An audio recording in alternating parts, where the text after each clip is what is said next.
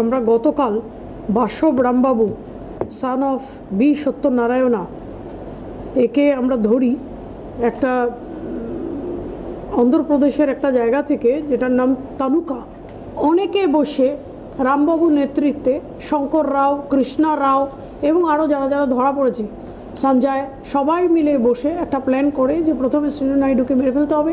যে special team কিছু লোককে অ্যারেস্ট করার পরে, তাদেরকে ইন্টারোগেট করার পরে, তাদের থেকে আমরা যেটা জানতে পারি সেটা হচ্ছে যে যেহেতু মাফিয়া খড়গপুরে শেষ হয়ে গেছে, মাফিয়াটাকে নতুন করে ফিরিয়ে আনার জন্যে একটা প্ল্যান প্রোগ্রাম তৈরি হয়েছে এবং এটা মাথা লাগিয়েছেন বাসব রামবাবু।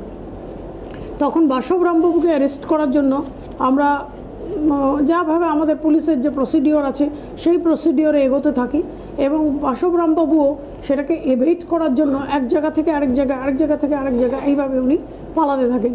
ফাইনালি গতকাল তনুকু থেকে তাকে আমাদের টিম অ্যারেস্ট করে।